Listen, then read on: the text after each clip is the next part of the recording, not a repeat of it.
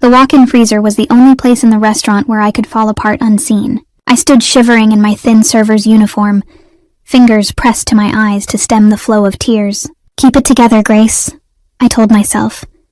But my body betrayed me with quiet sobs I couldn't contain. The roar of the industrial fans drowned out the noise. At least no one could hear me breaking. It had been a nightmare dinner rush at La Stella, the upscale Italian restaurant in Manhattan where I worked. Friday nights always brought a demanding crowd. Wall Street types celebrating deals, elegant couples on anniversaries, tourists splurging on a taste of the high life. I had handled it all before. But tonight was different. Tonight I was unraveling. The text message that flashed on my phone an hour ago still burned in my memory. Rent overdue 3 days. Pay up or you're out. As if I could conjure $1,500 out of thin air. My hands trembled remembering the follow-up from my landlord Gary. A leering suggestion that there were other ways I could cover what I owed. I'd felt sick reading it, then furious, then utterly helpless. Gary was also my shift manager, the man who controlled my schedule, and at the moment whether I'd have a roof over my head next week.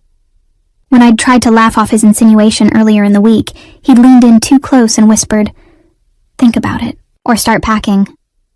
The heat of his breath and the squeeze of his hand on my shoulder had lingered like grime on my skin. I could almost hear his oily voice. "Poor Grace. Don't you know life could be easier if you just cooperate?" A surge of anger cut through my fear. I'd worked at La Stella for 2 years, and I'd earned every dollar honestly. No way was I selling myself to pay rent or keep this job, but righteous anger wouldn't change the fact that I had no money and no family I could ask for help. My mom was halfway across the country in Ohio, barely making ends meet herself. My college friends had drifted away when I'd had to drop out last year. Bills from Dad's hospital stay ate through the tuition fund, and after he passed, I couldn't keep up with school and an apartment on a waitress's wages. At 24, this job was all I had, and losing it would mean losing everything. I straightened my spine and wiped my face with the hem of my apron. The small mirror on the freezer door reflected my blotchy cheeks and red-rimmed eyes. My dark brown hair, usually neat in a ponytail, had frizzed loose around my face in the humidity of the kitchen. I looked how I felt. Fragile, desperate, exhausted. Not a great look for the front of house of a fine dining restaurant. I splashed a bit of cold water from a prep sink onto my face and patted it dry, then pinched my cheeks for color. The last thing I needed was a customer complaining that their server looked like a mess. When I stepped out of the freezer, the comparative warmth of the kitchen wrapped around me, along with the smell of tomato sauce and searing steak. My watch read 9:30 p.m. Only a handful of tables remained occupied out in the dining room. The worst of the night was over. Maybe I could finish the shift quietly and avoid Gary until I figured out a plan. As I headed for the swinging door back out to the floor, I nearly collided with Marisol, one of the other servers, who was balancing a tray of cannoli. Her eyes widened when she saw me. "Whoa, Chica, you okay?" she asked, taking in my face. I must not have hidden the evidence of crying as well as I'd hoped. "Fine," I lied with a tight smile. "Just needed a minute to cool off."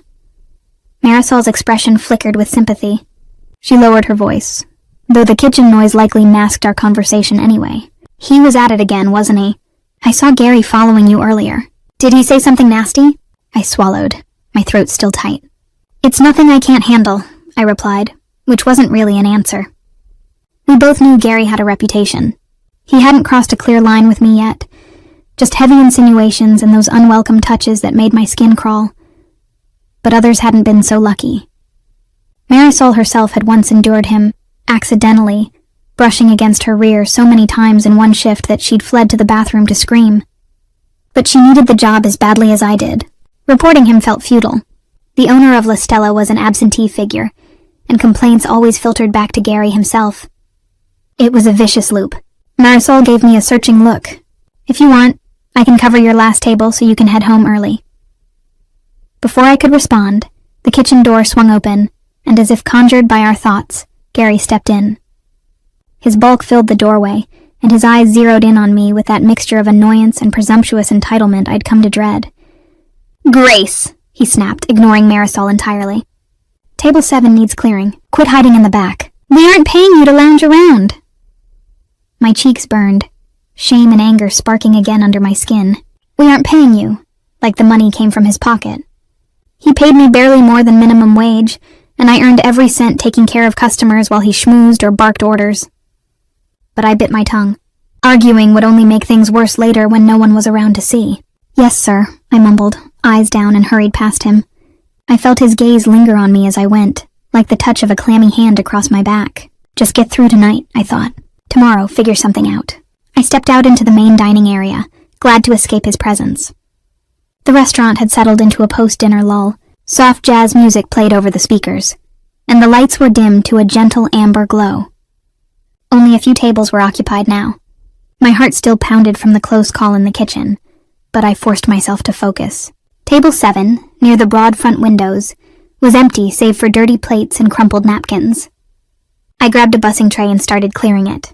Each clink of dishes against the tray was oddly soothing, a small, normal task I could control. One plate, one glass, one napkin at a time. My breathing slowed to match the rhythm of cleaning. I didn't realize someone had approached until I sensed a figure standing on the other side of the table. I looked up, plate in hand, and my breath caught. A man I had never seen before stood there, watching me. He was tall, well over 6 feet, with a charcoal suit tailored so sharply it looked like it had been sewn onto him.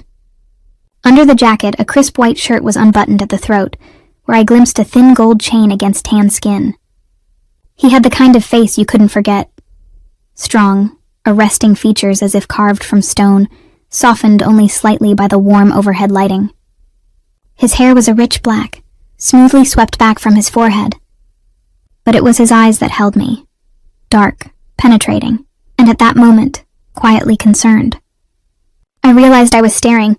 Worse, that he was examining me with a furrow between his brows, as if something about me troubled him. In a flash of self-consciousness, I wondered what I looked like to him. A waitress with puffy eyes, clutching dirty dishes with white-knuckled hands. "I'm sorry, sir," I managed, forcing a polite smile as I set the plate down on the tray. "I'll have your table cleared in just a moment."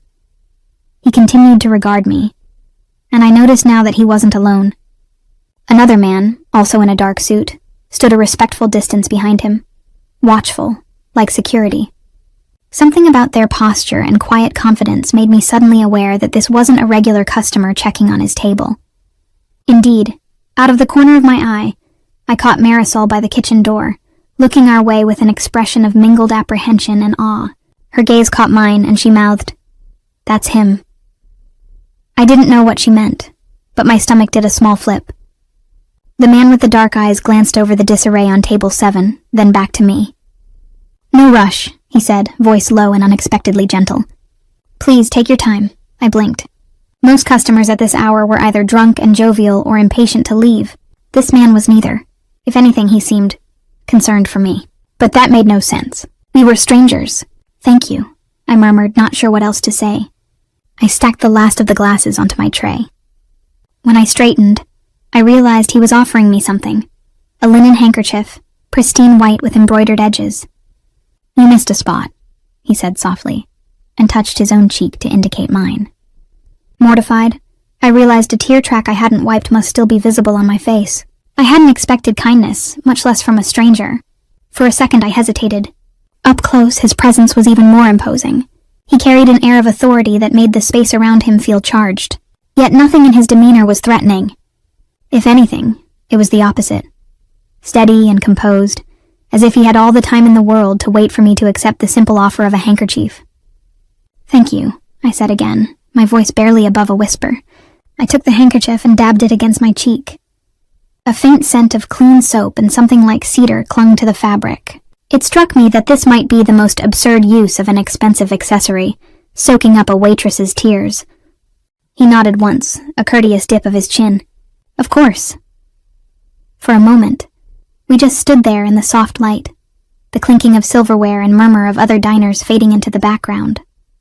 There was an intensity in his dark gaze that made me feel exposed, as if he could see every worry and humiliation I'd endured tonight written plainly on my face. I dropped my eyes, flushing, and busied myself with lifting the loaded bussing tray.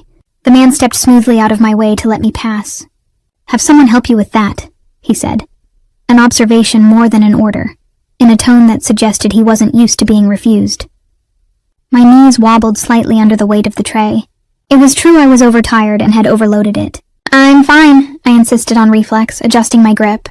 "But thank you, really." A ghost of a frown tugged at the corner of his mouth. He seemed about to say something else when suddenly Gary's voice cut across the dining room. "Grace!" Gary barked from near the bar. The sound made me flinch, nearly upsetting the tray. I steadied it and looked over. Gary was watching with sharp, narrowed eyes. "Quit dawdling and get moving."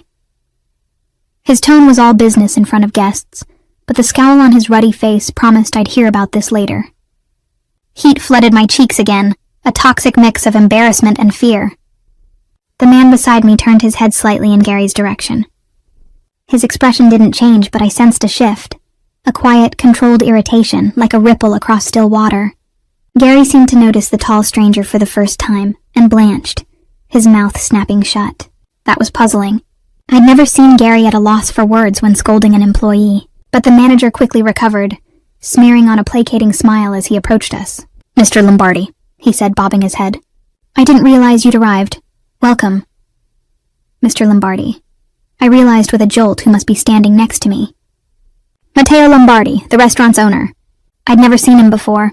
He rarely visited in person, preferring to let his managers run day-to-day operations, but his name was whispered with a mix of reverence and fear around here, usually when corporate memos came down or when expensive renovations were done overnight without explanation. The stories among staff painted him as some kind of wealthy phantom, who could appear without warning, and end careers with a single word. And here I was, standing beside him, using his handkerchief to dry my foolish tears. "My apologies if our service has been less than excellent, sir," Gary went on in an ingratiating tone. He shot me a warning glance, then quickly returned to fawning over the boss. "We didn't expect you tonight. If I'd known, I would have arranged a proper welcome." Matteo Lombardi barely spared Gary a glance. "The service has been fine," he said coolly, "though I am concerned that my staff are apparently not allowed to breathe between tasks." The mild words made Gary flinch as if slapped. I stood, frozen, not sure if I should slip away. Matteo spoke again before I could, his tone icy polite. "I think it would be best if you give Grace and me a moment. We need to discuss—" He paused, and I felt his gaze on me again. Her schedule. My schedule. I looked at him in confusion. Gary looked between us, uncertain, but he knew better than to argue. "Yes, sir," he muttered. His eyes flicked to me with hatred barely concealed behind a thin smile. "I'll just go check on the kitchen." With that, he scurried off, leaving me alone with the owner. I opened my mouth, an apology or maybe a thanks on my tongue, but Matteo spoke first. "Why have I never seen you here before, Grace?" Hearing my name in his mouth startled me. He must have picked it up from Gary's ranting, but the way he said it, soft, like it mattered, sent a strange warmth through me. I usually work earlier shifts," I managed, "and I think this is the first time you've been in while I was on." He nodded as if that made sense. His eyes traveled over me assessingly, not in a lewd way, but like he was cataloging details. My still flushed face, the way I was holding the heavy tray. Still in my arms, I realized with a small grimace. "Let's set this down, huh?" he said, relieving me of the tray before I could protest. He placed it on a nearby side station with ease. I noticed how gently he took it, careful not to brush against me more than necessary. My shoulders ached with released tension. "Thank you," I said. My heart was hammering, part residual embarrassment, part nerves at being face to face with the boss I'd heard so much about, and part something else I couldn't name. He made me nervous, but not in the way Gary did, more in the way of standing at the edge of a cliff, a sense that one step closer to him could send me plummeting into depths I couldn't predict. He slid his hands into his pockets, regarding me thoughtfully. "How long have you worked for me, Grace?" 2 years, sir." A hint of a wry smile touched his lips. "Sir, makes me sound old. I'm 34 for the record." I bit my lip. "Mr. Lombardi, then." I didn't dare use his first name. He might not appreciate that familiarity. He inclined his head, accepting that. 2 years. "And do you enjoy the work?" The question caught me off guard. No owner had ever asked me if I enjoyed scraping plates and fetching drinks. I decided honesty within reason was best. "I enjoy parts of it. I like making customers happy. Having regulars, the pace of a busy night. It can be satisfying." He noted my careful phrasing. "But," I hesitated, then figured there was little to lose. "After tonight, Gary might well fire me anyway. But it can be a lot. Late hours, difficult customers, juggling classes." I trailed off, realizing I'd mentioned classes. I wasn't even in school now, though I desperately wanted to go back if I could ever save enough. Mateo's brow lifted slightly. Classes? I swallowed. I was taking college courses part-time. Had to pause this semester. His expression didn't show pity exactly. Something more like understanding. I see. He leaned a fraction closer, lowering his voice. Forgive me if I'm overstepping, but I couldn't help noticing you were upset earlier.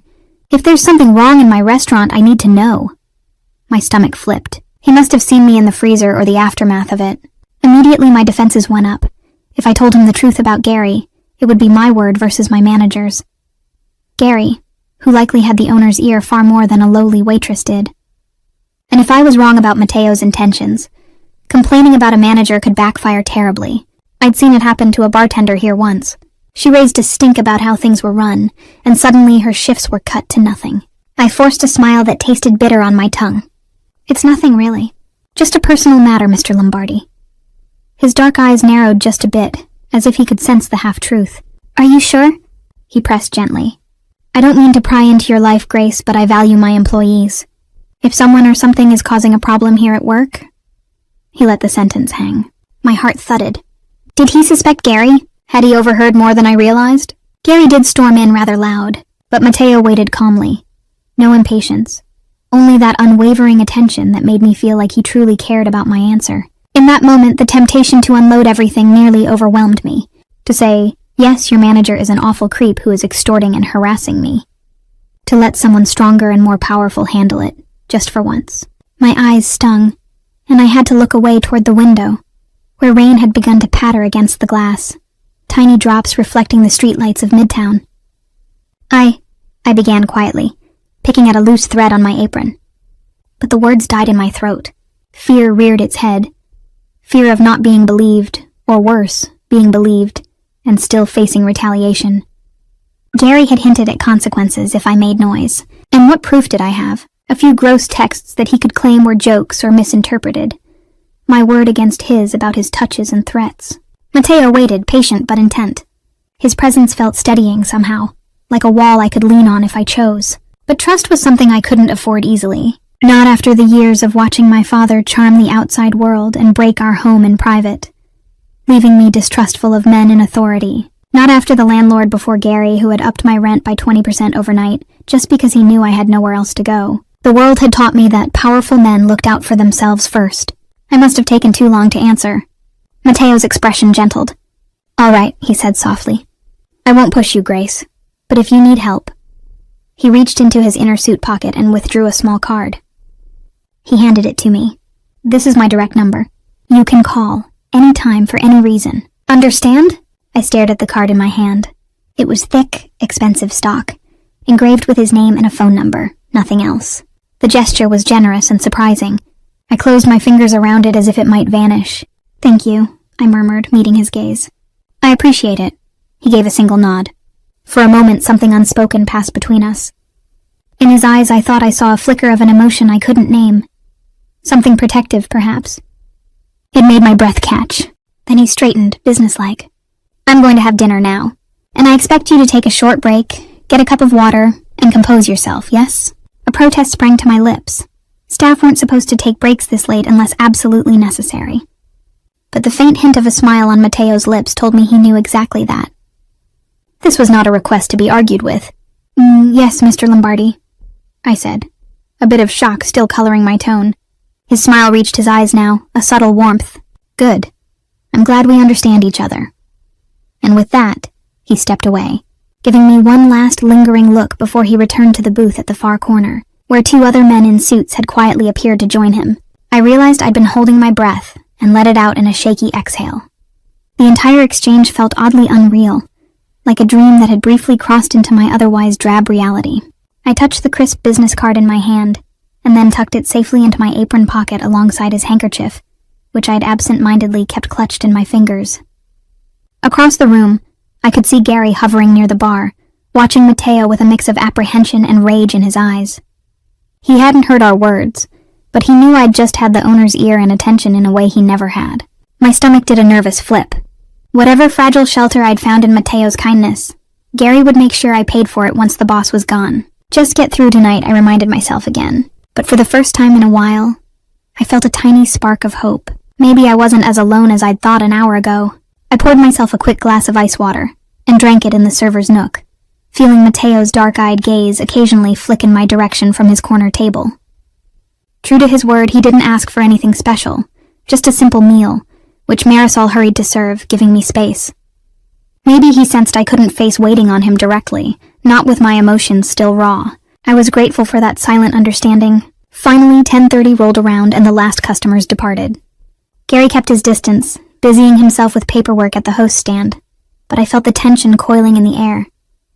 I helped Marisol carry the last chairs onto tables and wipe them down.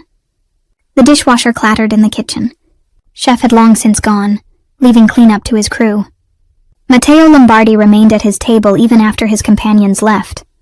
He sipped an espresso, seemingly unhurried as we closed up around him.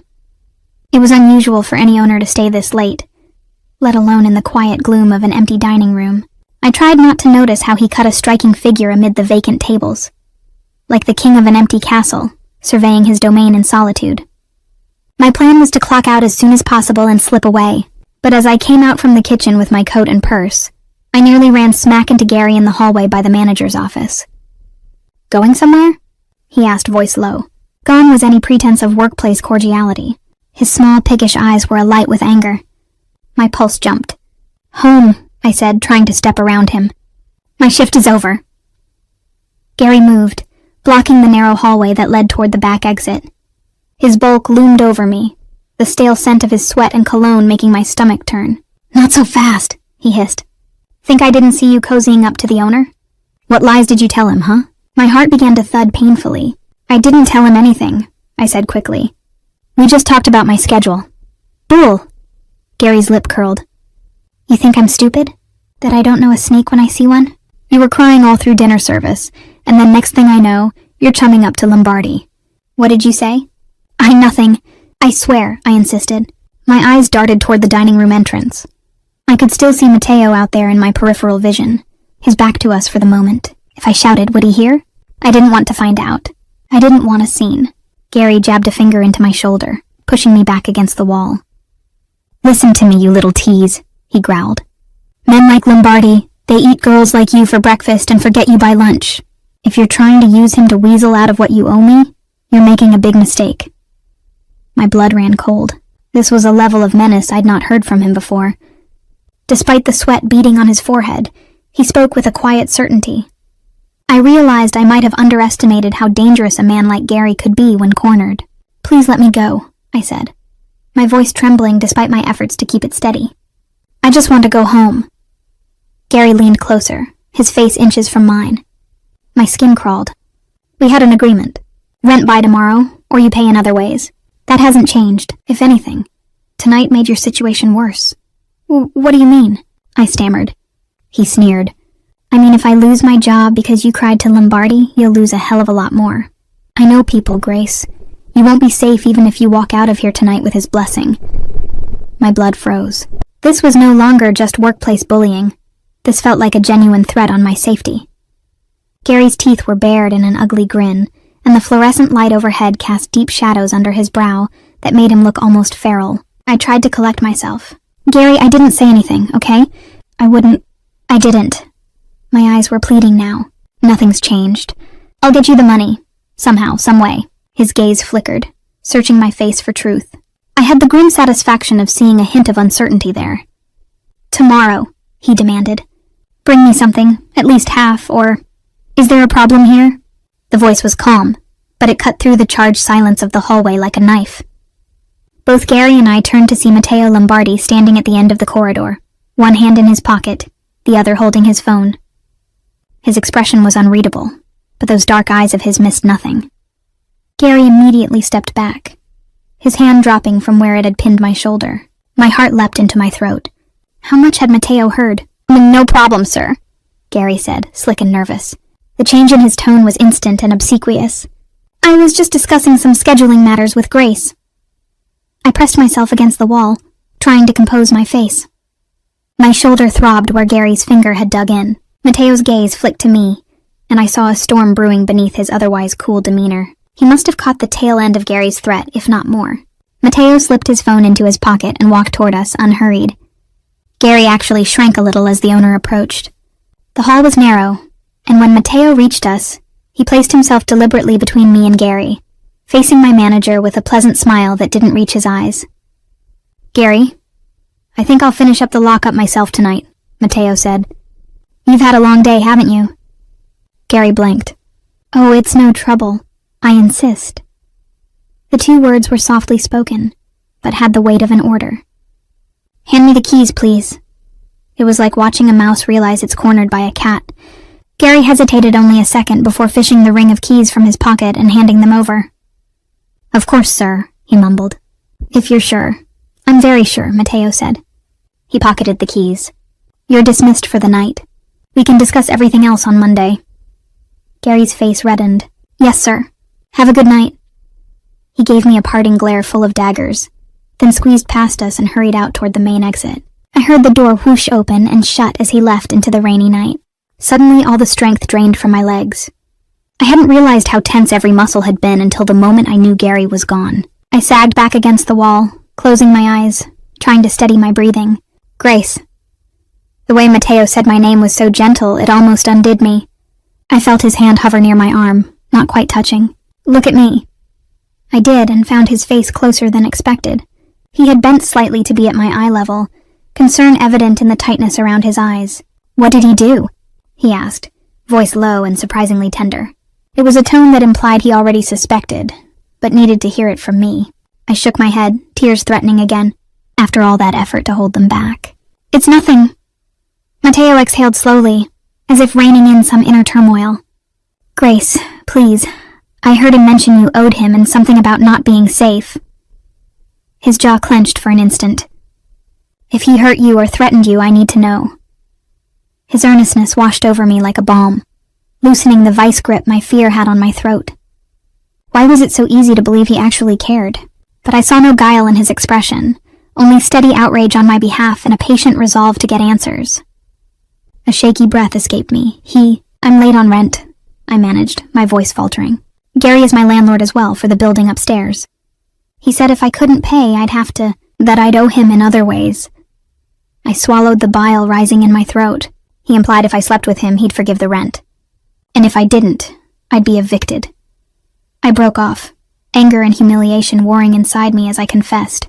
Mateo's hand, which had been hovering, very lightly alighted on my forearm. A comforting touch that sent warmth radiating up from the contact. I didn't flinch. His touch was steady, supportive, utterly different from Gary's grubby pawing.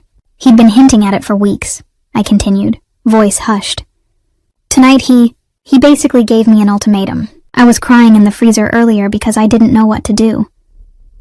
My eyes flickered down, unable to meet his gaze. "When you found me at that table, I was a mess." Mateo's fingers curled slightly around my arm. "You were not a mess," he said, a quiet intensity in each word. "You were in a bad situation not of your making." I let out a breath that was almost a laugh, bitter and sad. "I didn't tell you because I was scared. If you confronted him and didn't believe me or couldn't do anything, he'd retaliate. I guess he did anyway, once he assumed I'd snitched." Something like regret flashed in Mateo's eyes. "I should have known," he murmured. "I saw you coming out of the freezer and your eyes. Forgive me. I tried to give you the chance to speak, but I should have looked closer sooner." The idea that this powerful man was apologizing to me felt wrong. I shook my head quickly. "You couldn't have known. I barely hinted at anything."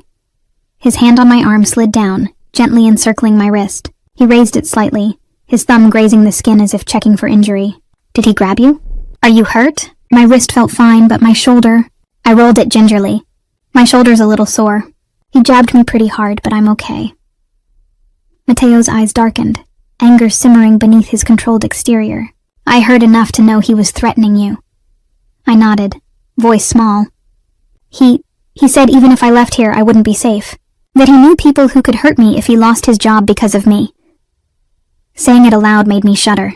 The threat had sounded so real. And with him as my landlord, it wasn't just work. He knew where I lived.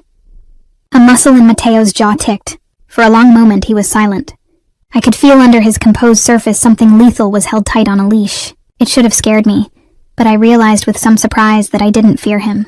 His anger wasn't directed at me. It was for me on my behalf. The distinction was stark and important. After a tense silence, he spoke in a low rasp. "He won't hurt you. Not on my watch." The conviction in his tone made me release a breath I didn't know I'd been holding. I realized he was still lightly holding my wrist, and I found comfort in that solid, gentle contact. "Thank you," I whispered. Those words felt inadequate for the flood of gratitude and relief coursing through me, but I hoped he understood. Mateo nodded once, then carefully let go of my wrist, as if aware only now that he'd held it. "Do you have somewhere you can go for the weekend?" he asked. "A friend or family member's place?"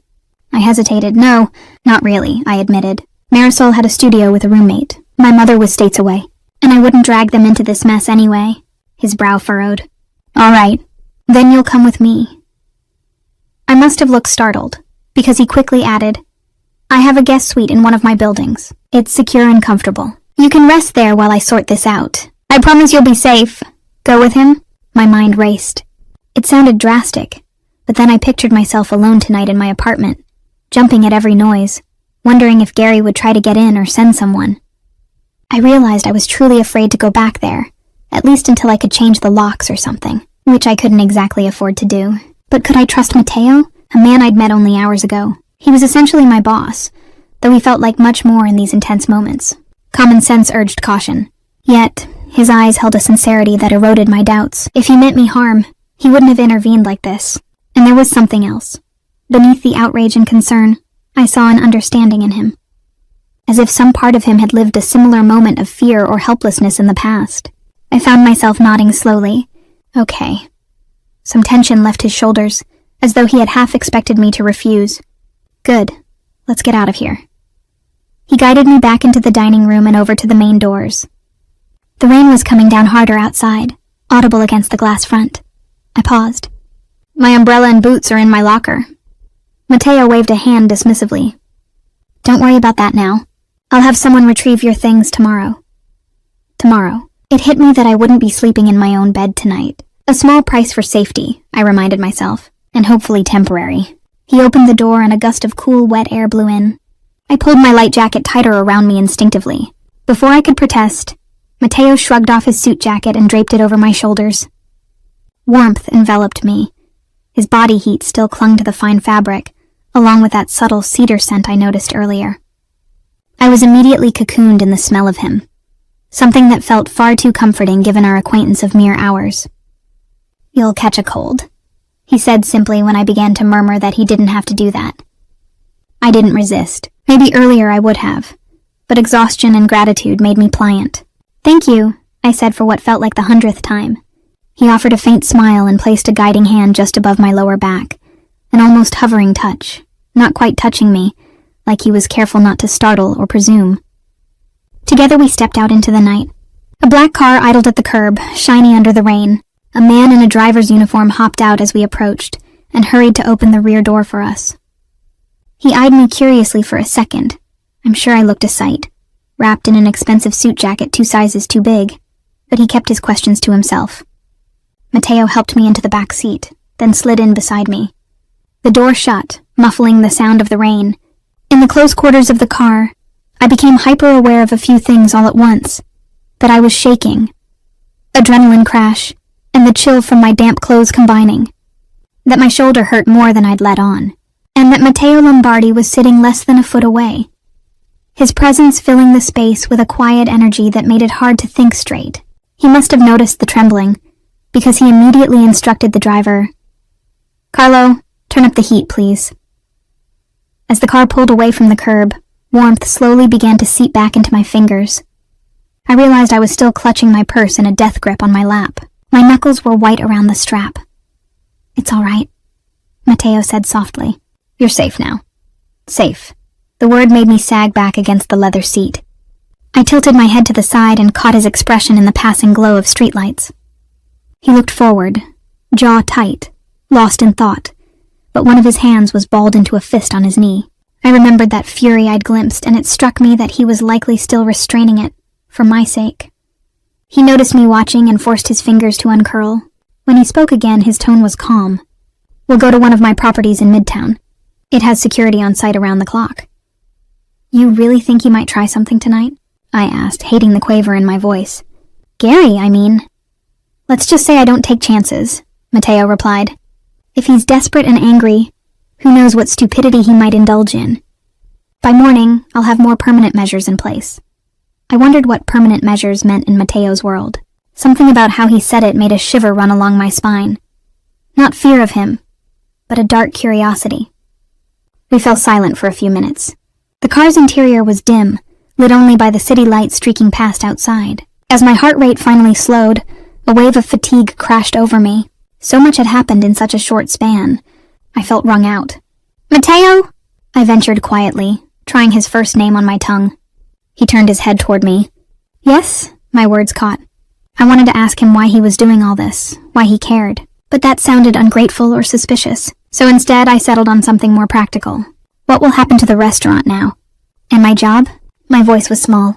As much as I hated the circumstances, I couldn't afford to be unemployed if he decided to fire Gary and shut down for a while or something.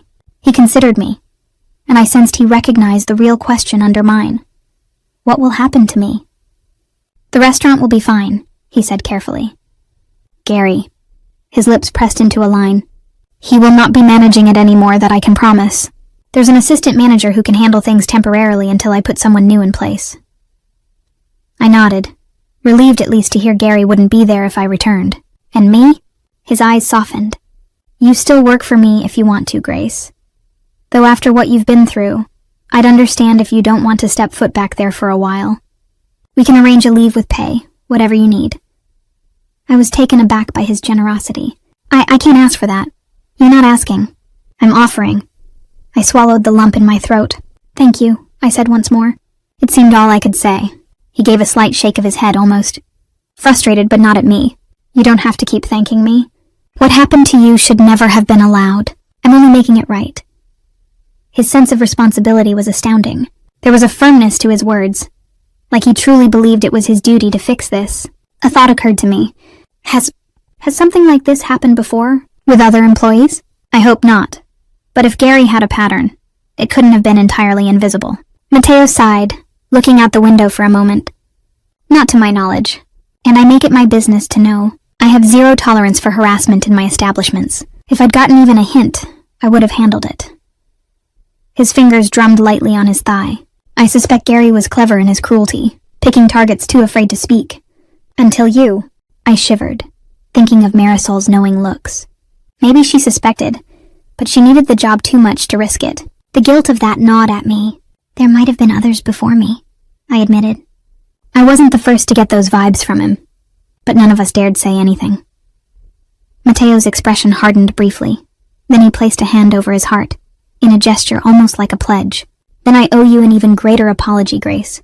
You should have been safe at work. I failed to ensure that. I was stunned.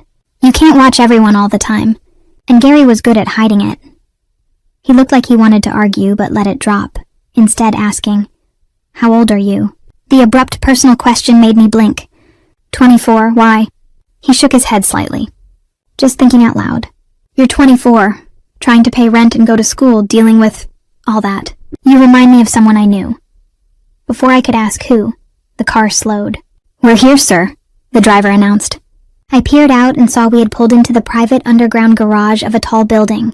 The area looked upscale, a doorman building near Central Park, if I had to guess from the glimpse of trees as we turned in.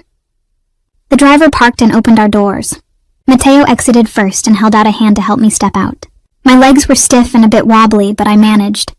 He led me to a private elevator. I expected him to punch in a code or a key, but it opened at his touch, biometric maybe, and we stepped inside. With a soft whir, it ascended swiftly. A few seconds later, the doors slid open directly into a spacious apartment. I hesitated on the threshold until Mateo gently urged me forward. "This is my home," he explained. "But you can have the guest room, and there's a lock on the door if that makes you more comfortable." I took a few tentative steps in. The place was gorgeous and surprisingly warm in decor for a wealthy bachelor. The floors were polished wood covered by thick Turkish rugs. Soft lighting illuminated a living room with leather sofas and a wall of windows showcasing a glittering view of the city skyline. It was both luxurious and welcoming. "You live here alone?" I asked, hearing my voice echo slightly in the lofty space. "Yes," he answered, taking the suit jacket from my shoulders and draping it over an armchair.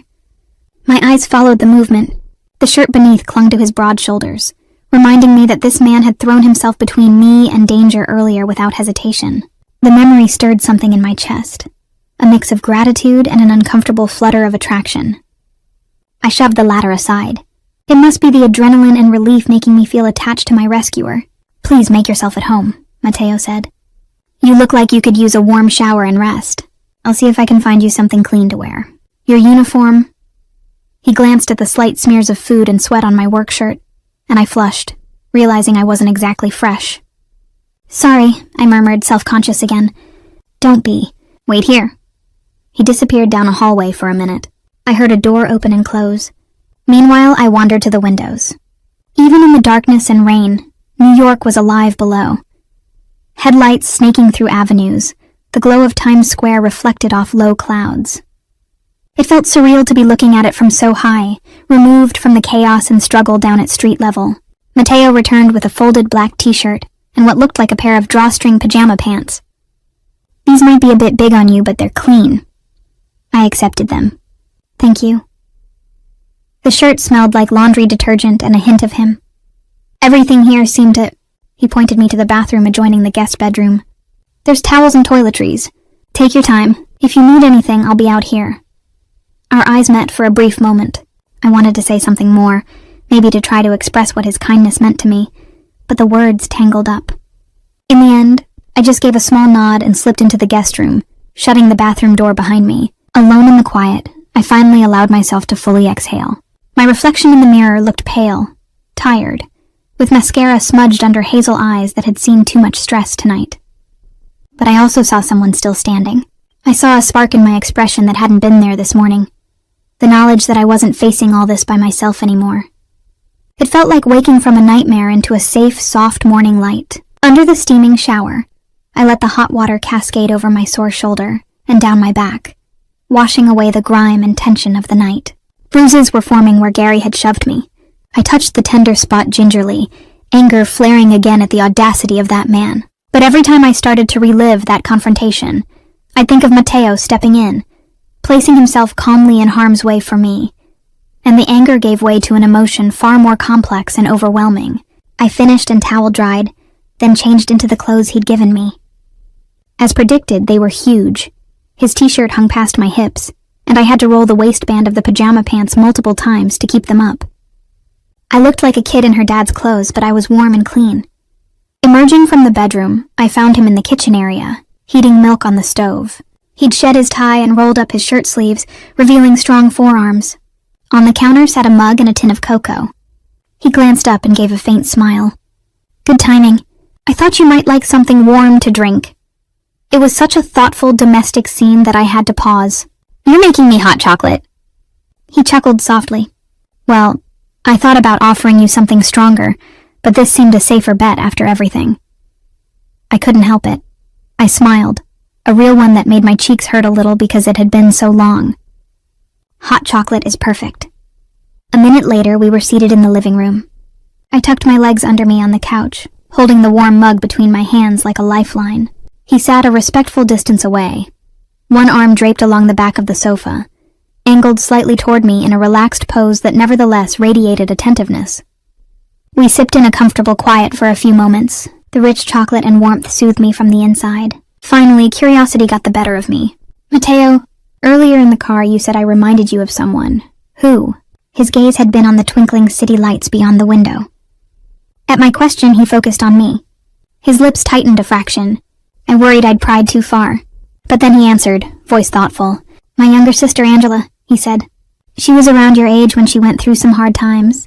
Money troubles, an abusive boyfriend. She always thought she could handle everything alone, too." His eyes grew distant with memory. I was away on business a lot back then. I didn't see the signs until it was almost too late. I felt a pang of empathy. "What happened?" He exhaled and looked down at his hands. "One night I got a call from the hospital. She'd been beaten pretty badly. Broken ribs, concussion. The guy nearly..." His jaw worked. "I took care of him." The way he said it, flat and cold, left little doubt of what took care might mean. A chill rippled over my skin, but I also understood that protective fury. It was the same energy I'd felt in him tonight. After that, I swore I'd never be blind to those around me again.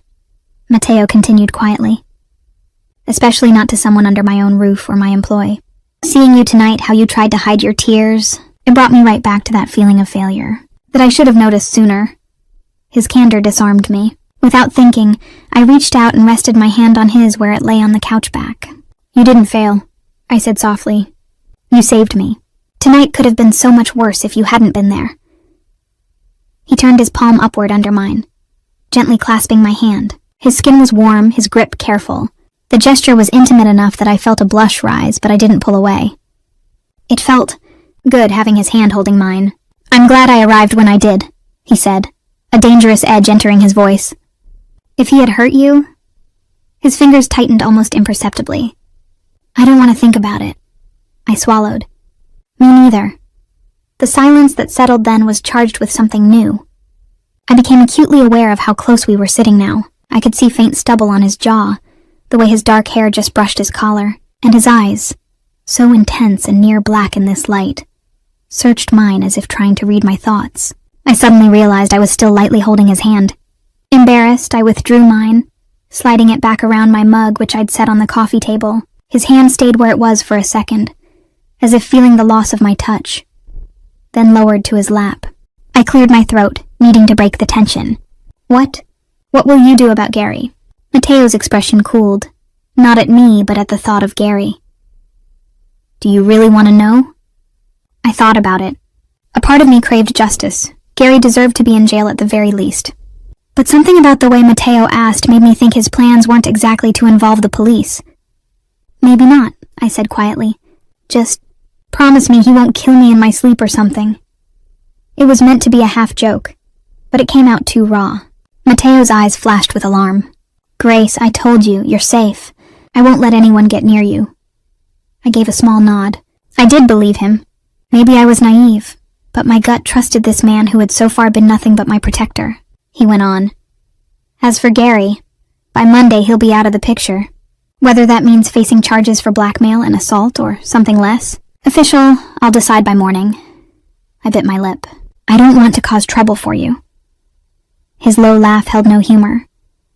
Trouble? The trouble is that he put his hands on you in the first place. That he dared to abuse my trust and harm someone under my care. He shook his head. No, you aren't causing trouble, Grace. You're revealing it. And I'm going to stamp it out.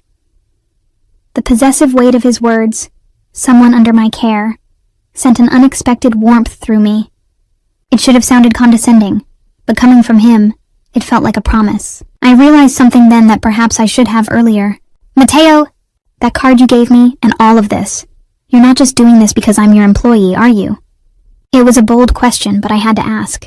I needed to understand why he seemed to care so much about a stranger like me. His gaze held mine for a long moment. I saw conflict in his eyes, as if measuring how honest to be. Finally, he leaned forward, resting his elbows on his knees, hands clasped. When I walked into that restaurant tonight, I was in a foul mood, he said slowly. Business issues, people problems. Frankly, I was just there to ensure my investment was running smoothly and have a meal. I nodded, listening intently. Then I saw you. His voice softened. A young woman trying so damn hard to smile, even with tears barely dried on her cheeks. You looked like you had the weight of the world on you, yet you were still doing your job, still being polite to me. Most people in my life put on an act around me, fear or respect or flattery. But you were genuine. Even hurting, you tried to stand strong. And when I handed you that handkerchief... He broke off, a hint of a smile touching his lips at the memory. I felt my face heat up. I probably looked ridiculous.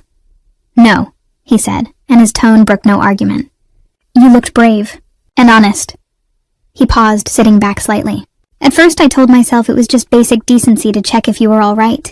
But the more I talked to you, the more I realized it wasn't just that. I found that I cared. On a personal level. Something about you... His words faltered as if he felt he was saying too much. An uncertain expression crossed his face. A flicker of vulnerability that made my heart squeeze. I had to respond, to let him know the feeling wasn't one-sided. I've never had anyone stand up for me like you did, I confessed. my fingers tracing the rim of my mug. I mean, friends, yes, but a man, especially not someone in power, it meant a lot more than I can say. And not just because you have resources or strength to help, but because you noticed me. You listened. I offered a shaky smile. Even before you knew the details, you cared enough to give me your number, to insist I take a break. That doesn't happen to people like me. People like you? He echoed, frowning. I shrugged self-consciously. Ordinary people. Girls working as waitresses, struggling with bills.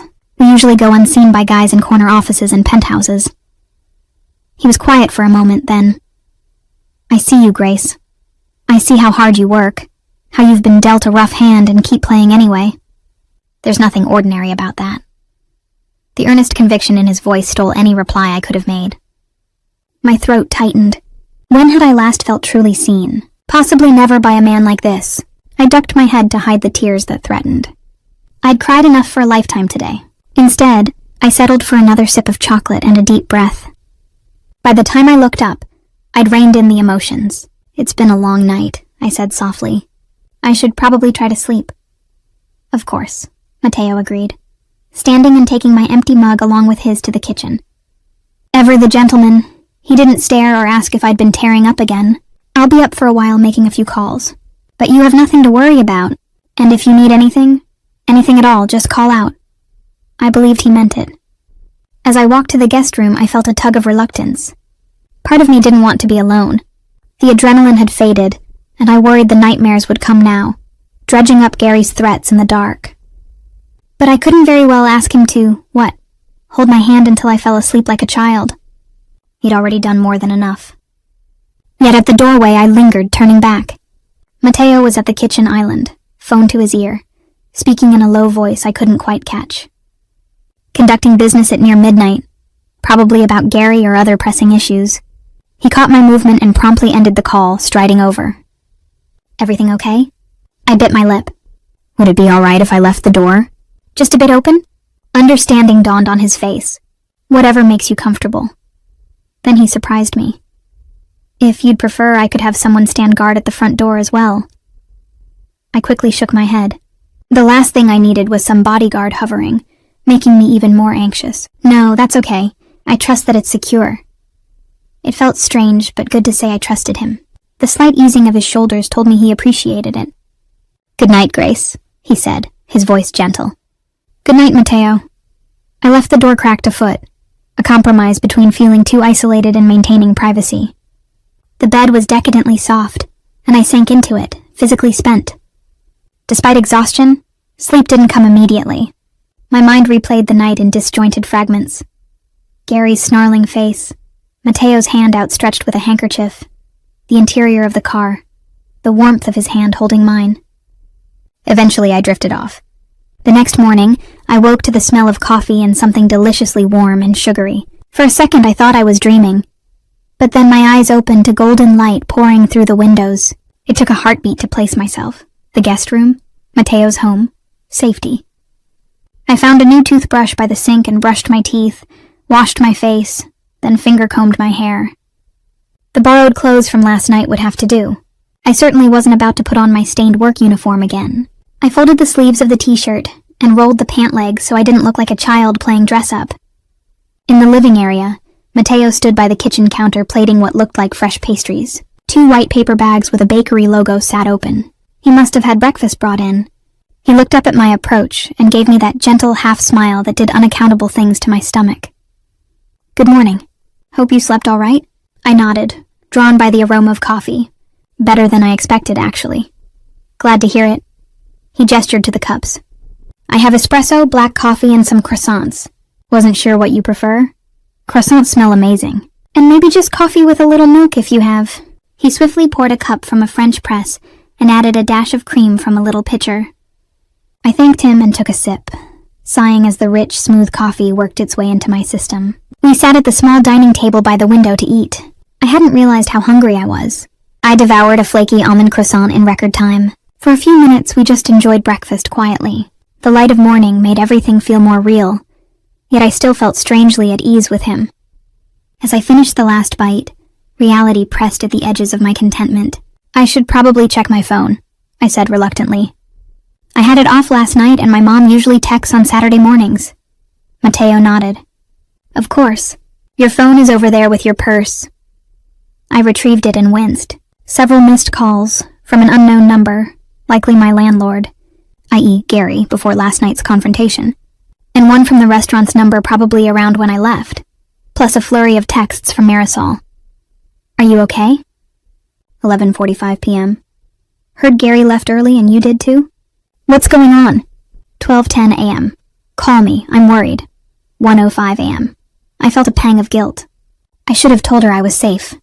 I quickly tapped out a response assuring her I was fine, that something happened but I'd explain later, and that she shouldn't worry.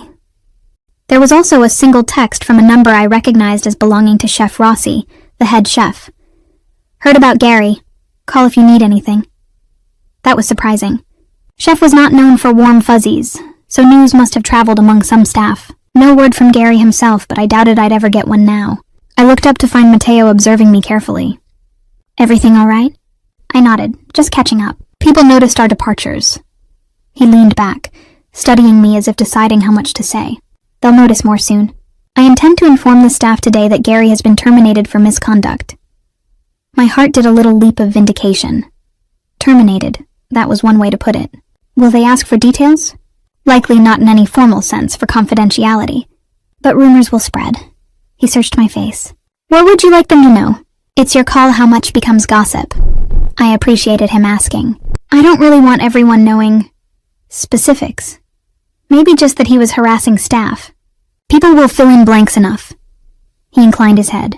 Consider it done. I fiddled with my phone, then asked the question that had been nagging at me since waking. And Gary, will I ever have to worry about him again? Mateo's expression cooled, not at me, but at the thought of Gary. No, you will not.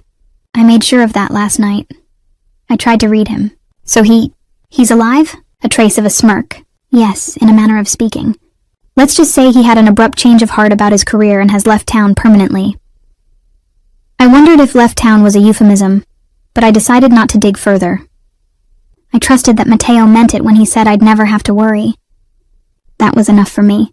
I let out a breath I felt I'd been holding for months. The relief was immense. I don't know how to thank you, I said softly.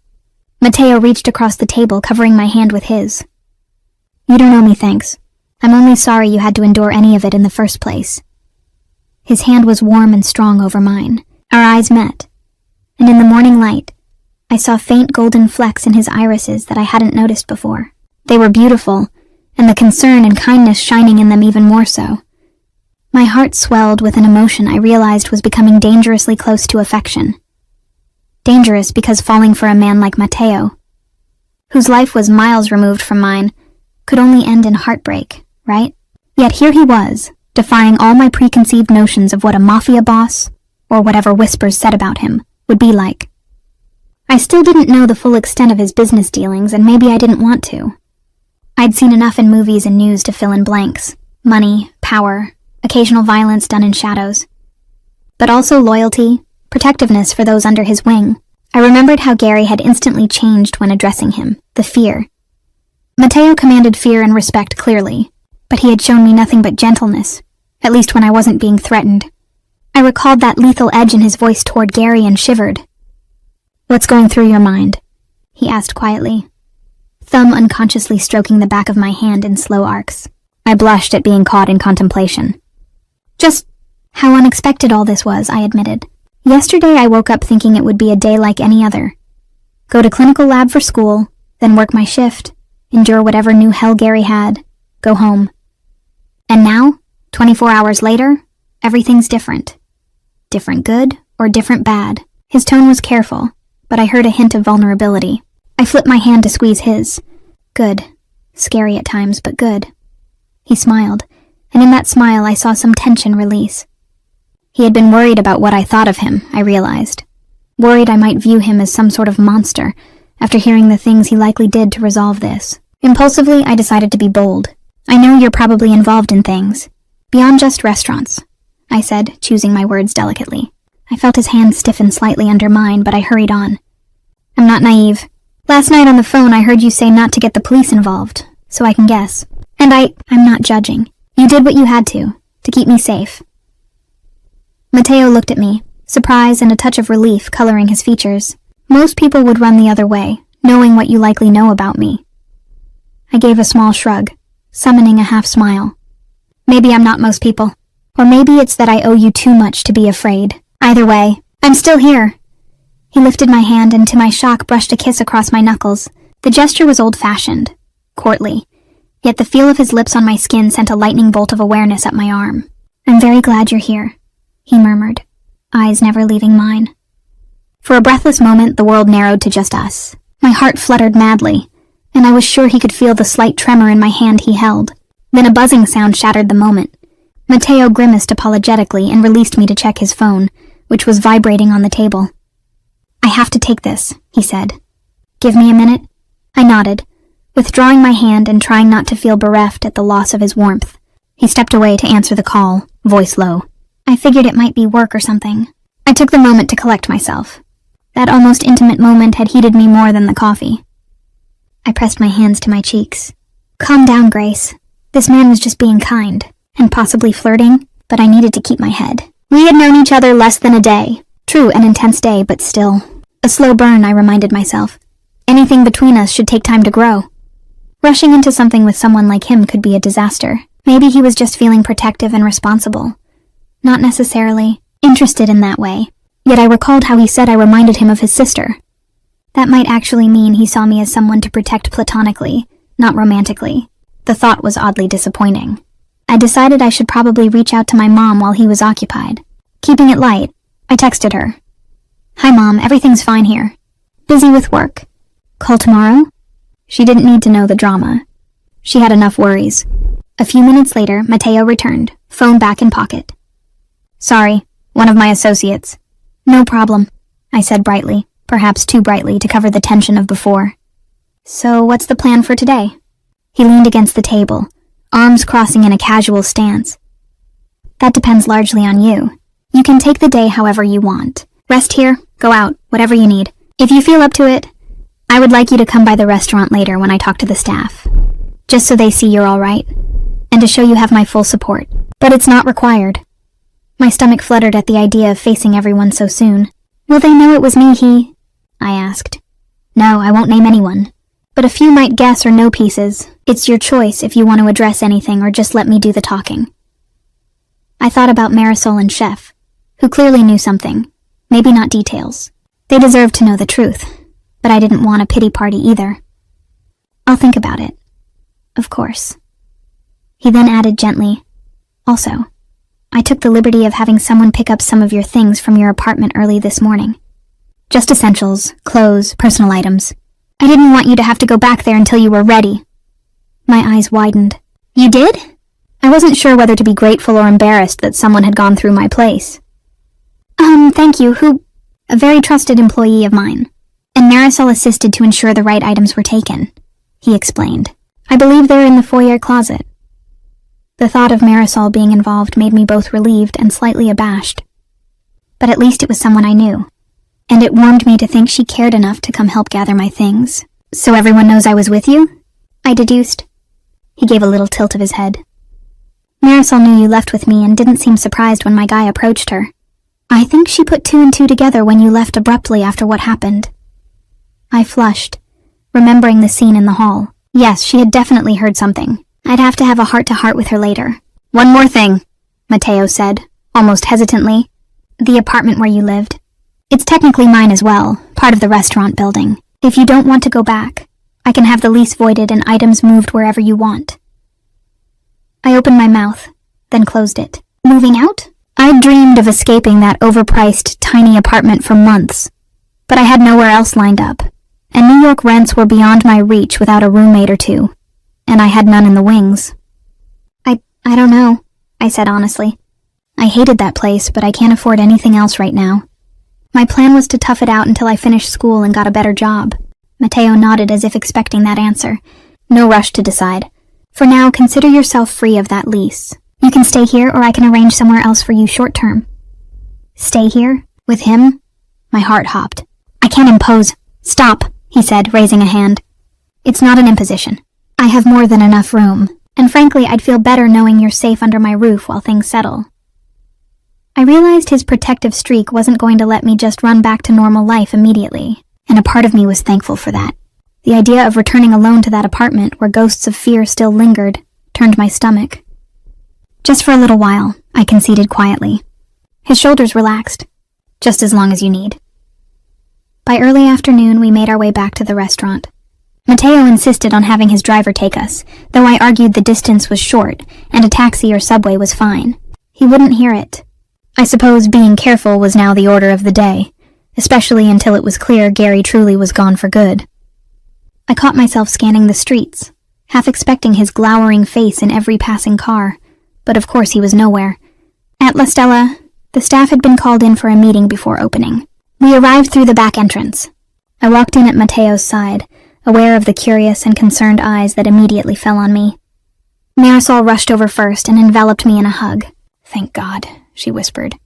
I was so worried. I hugged her back, whispering apologies for not calling sooner.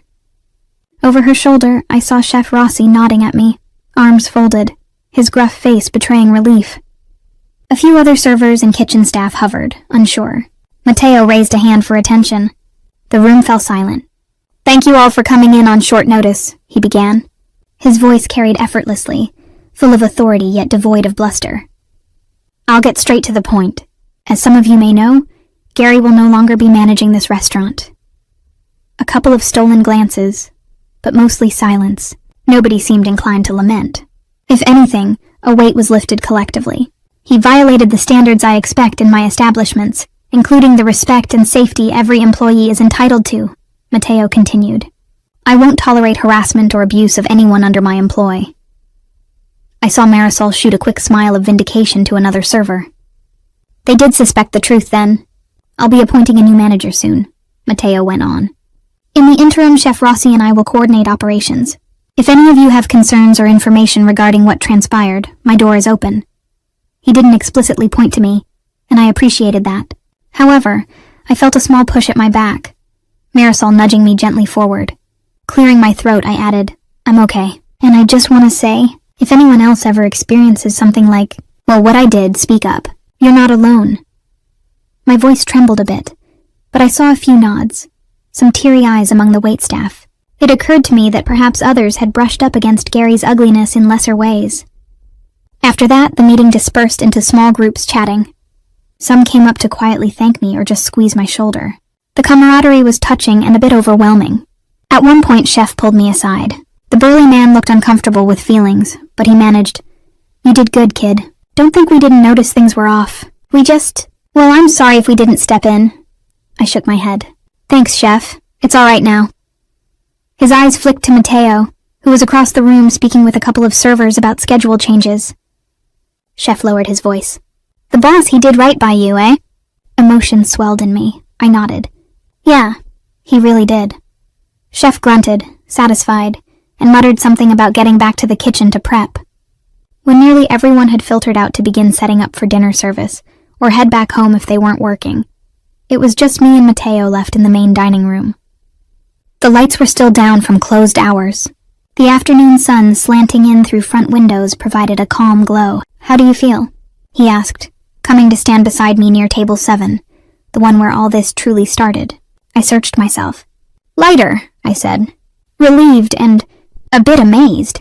He tilted his head. "Amazed?" I managed a small laugh. That life can turn on a dime. Yesterday I was so scared and hopeless. Today, I'm free. It's just a lot to take in. He nodded slowly, then reached out to gently brush a strand of hair behind my ear. The gesture froze me in place, pulse skittering. "You are free," he said, almost in a whisper, "and you have a whole life ahead of you to make exactly what you want of it." I looked up at him, at this man who had become my guardian angel in a way, albeit a dark angel perhaps. There was some invisible line between us I felt we were both carefully towing. I realized I didn't want careful distance anymore. "Mateo," I said, summoning courage from that newfound lightness in me. "What do you want? You helped me make a choice about my life. But what about yours?" He seemed taken aback. "What I want?" I stepped a fraction closer, heart pounding. "Yes, is this..." I gestured vaguely between us. "Something you want? Or was I just..." A responsibility to you? His eyes flashed with something like pain at the suggestion. Grace, you were never just a responsibility. He took my hand then, clasping it between both of his. We stood so close I felt the warmth radiating from his body. Truthfully, I have been struggling all day, trying to maintain propriety when every instinct is telling me to hold you close and never let anything hurt you again. My breath hitched. That raw confession hung between us. I'm not a good man, he continued, voice low and intense. I've done things in my life you might find unforgivable, but I promise you I would never hurt you. And I care for you, Grace, deeply. The vulnerability in his usually guarded eyes undid me. Here was a man feared by many, admitting fear of my rejection. I lifted a hand to his face, resting my palm against the firmness of his cheek. He leaned into the touch almost imperceptibly, eyes closing for a second as if starving for simple affection. I don't think you're a bad man, I whispered. I think you've done what you had to in order to survive and protect those you love. I see you, Mateo, just like you saw me. His eyes opened, and they shone with emotion now. He turned his head to press a kiss into my palm. A silent thank you, or perhaps an I can't believe what I'm hearing. The rough warmth of his lips against my hand made my heart skip. Tears pricked my eyes, but for once they were happy. And in case it wasn't clear, I added softly, I care for you too. This might be fast and crazy, but I do. A quiet sound escaped him, half groan, half sigh of relief. He slid an arm around my waist, drawing me slowly against him. I went willingly, heart thudding as his other hand rose to cradle the back of my head with gentle strength. Is this okay? He murmured, searching my gaze one more time for doubt. In reply, I rose on my toes and closed the remaining inches between us, pressing my lips to his. The kiss was tentative for barely a heartbeat, both of us unsure, trembling with anticipation. Then he responded, kissing me back with a tenderness that nearly brought tears to my eyes. He tasted of coffee and something sweet, and he kissed like a man unhurried, savoring the softness, the connection. His arm tightened around me, anchoring me to him, while his fingers wove into my damp hair. I looped my arms around his neck to steady myself as the world seemed to tilt pleasantly. I felt an overwhelming sense of safety and longing all at once. When we finally drew apart, we were both breathing a little harder, foreheads resting together. I realized I was quietly crying. A few tears had slipped free. He noticed too and brushed them away with his thumb, concern furrowing his brow. These better be happy tears, he teased gently, though his voice was huskier than usual. I laughed softly, nodding. Very happy. The smile that spread across his face was radiant, transforming his usual serious expression into something almost boyish. It struck me then how rarely he probably allowed himself moments of simple joy. You have no idea how happy that makes me, he said. Maybe I did, because it mirrored my own feelings. We lingered there in each other's arms, in the quiet afternoon hush of La Stella, where just last night, my life hung in a balance of fear. Now, that very place had become the backdrop to an entirely different scene, a beginning rather than an end. After a while, we knew we had to part, at least physically, to get on with the day. Dinner service would happen, life would move on, but everything had subtly changed. Mateo kept hold of my hand or waist whenever he was near enough, small touches that reassured us both this was real. I helped Marisol for an hour to ease the transition, though Mateo insisted I was on leave.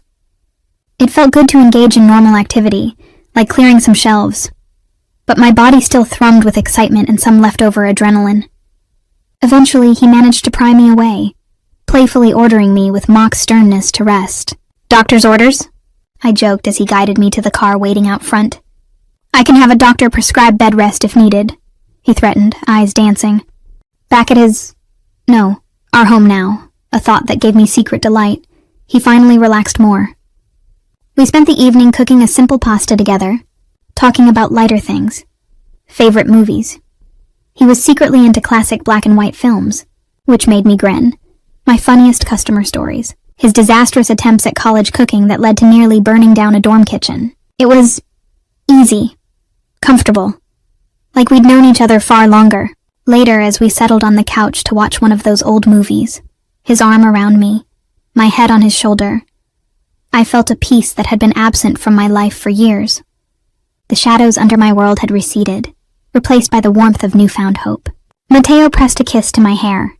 "Penny for your thoughts," he murmured. I snuggled closer, just thinking that if someone had told me yesterday morning that by tonight I'd be here like this, I would have called them crazy. He chuckled softly. "Fate has a strange way of intervening." I tilted my face up to him. "Do you think this is fate?" He considered that, dark eyes thoughtful but bright. "I think we crossed paths at the exact moment we both needed someone. If that's fate, then yes." Then he gave me a more serious look. "I also think fate only takes one so far. We choose what to do with it." I felt the truth of that. He'd offered help, but I'd chosen to trust him. He had likely fought an internal battle to not brush off my plight as just a passing problem. We both stepped toward each other of our own free will. "I'm choosing this," I said quietly, reaching up to caress his cheek, feeling a bit of rough stubble that had grown since morning. "I'm choosing you!" His breath hitched and he turned fully to wrap me in his arms. He didn't speak for a moment, holding me as the film played on forgotten. His heartbeat was steady beneath my ear. Finally, he whispered into my hair, "And I will keep choosing you, every day." I knew life wasn't magically going to be perfect. There would be difficulties. Our worlds meshing, the moral complexities of his life, my finishing school, perhaps whispers or dangers from his line of work. But I felt in my soul that whatever came, we would face it together. He would protect me, and perhaps I could be a safe harbor for him from his storms. As the credits rolled on the movie, I smiled to myself thinking of the dramatic title I'd whimsically come up with that started all this. Mafia boss walks into his own restaurant and finds a waitress in tears. But what follows is worse. "Worse," I mused aloud, catching his attention. He looked at me curiously. I smirked. That title was definitely wrong. What followed wasn't worse at all. Understanding lit his face, and he laughed softly. "No, I'd say better. Much better," I agreed. He brushed a kiss on my lips, softly, tenderly. "I promise, from here on out, I'll do everything in my power to make sure what follows is better, for both of us." I believed him with every fiber of my being. Closing my eyes, I let myself melt into the sweetness of that kiss and the strength of his arms around me, knowing that whatever tomorrow brought, I wouldn't face it alone. Together, we had found something unexpected and beautiful amid the darkness, something real and worth holding on to, and that, more than anything, felt like the hopeful beginning of a new chapter neither of us had seen coming.